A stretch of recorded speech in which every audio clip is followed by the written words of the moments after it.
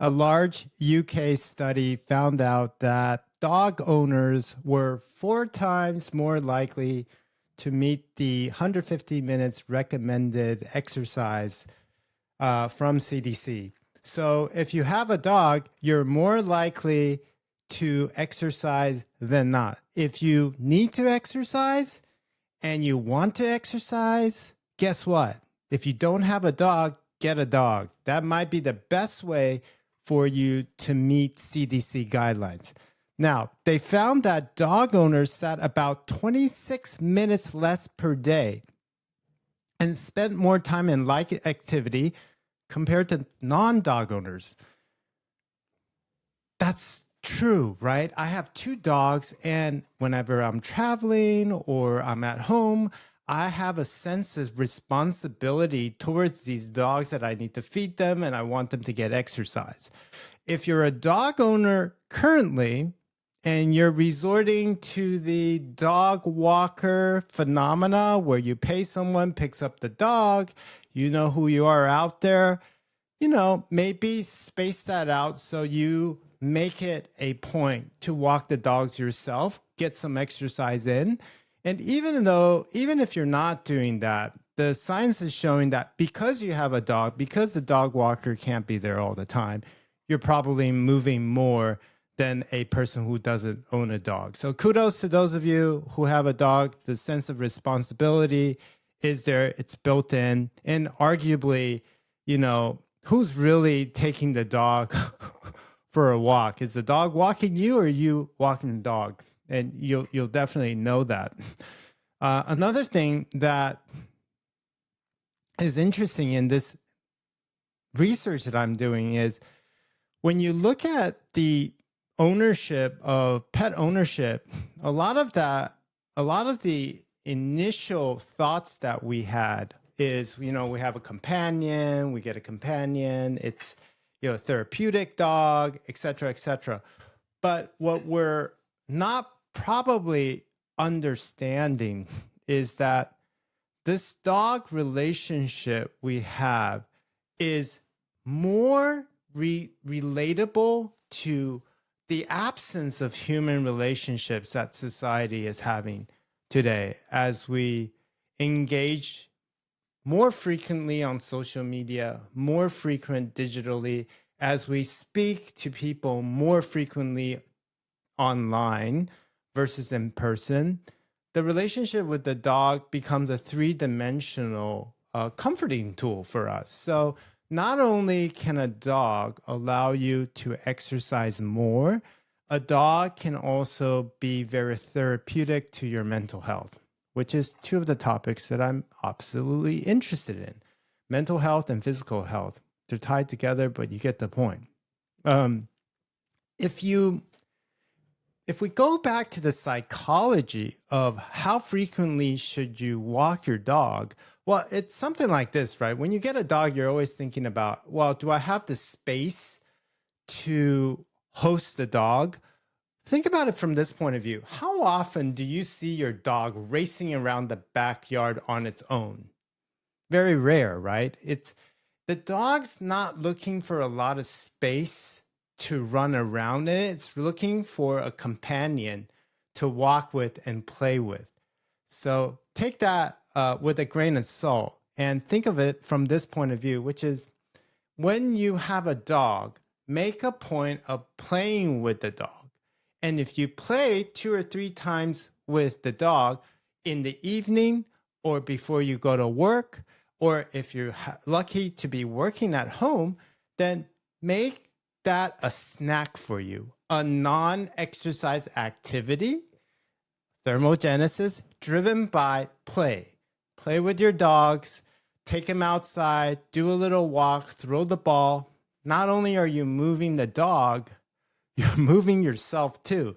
So it's really funny that, I'm still in this master's program at UConn for exercise prescription. And for sure, we touch on everything from comorbidity to, how to help someone exercise with who's under the pharmaceutical intervention, who's taking metformin, who's taking Lipitor, etc. But we never really touched on how important a dog can be in health. And I think when I'm back in class, I'm going to actually highlight that and present some of the research here. So having a dog prevents you from literally being sedentary. Now, let's caveat that with safety. Don't get a dog you can't handle. If you're not really able to move swiftly and you get a dog that pulls very hard or it requires a lot of exercise and you just don't have that volume, that's hard, right? So pair yourself with a dog that you think tolerates your lifestyle, but moves you into the direction of moving more, not moving less. So I have a terrier mix and a shepherd mix, and both are running dogs for me. Although my older dog now, he doesn't, I run, he's 11 now, and we'll run up to a hill and he'll actually stop running and park it under shade. He's like, I'm good, I'm done. So I have to take the younger one up and then run back down. And we have such a great rapport that my dog will just, my older dog will just wait for me. So don't turn the dog owner relationship into a burden. If you're just getting a dog, make sure it fits your lifestyle. But, even a lap dog, you still have to take it out. It has to use the restroom, you have to walk it. So I don't think there's a losing proposition to help you move more as long as you find the correct dog for your lifestyle. Some of you may want a dog that's, more aggressive for safekeeping your home. I get it. Some of you might want just a fun dog that runs around the house, that's friendly. Or some of you, which is what a lot of Americans love, is Labradors and Golden Retrievers. They're just friendly, active, and you don't have to worry about them biting other dogs, which is a real problem, especially for me. Like, I have two dogs that I love dearly, but man, when they're together and we're on the trails, they'll greet other dogs, but they'll greet them together. So I have to make sure that I secure one dog, let the other dog go free, so they're not always together, and it becomes very stressful. So if you're new to dog ownership and you think that owning a dog can really help you move, be very mindful of the type of dog that you get. And I think it's a dog that you must be able to handle on a leash. This whole concept of off leash is wonderful. I love it, but 99% of America doesn't tolerate it, at least legally. So you want a dog you can control on a leash well, and you want to get trained to be able to actually walk a dog. There are proper ways to walk a dog. Actually, my professor at Pepperdine is an expert on this. I'm going to try to get him on an episode here, Dr. Carlos Vasquez. And I'll put a show. He has a book too that he wrote. I'll put the links in the show notes. I'll try to get him on to maybe make us a few suggestions on the best types of dogs for health and walking.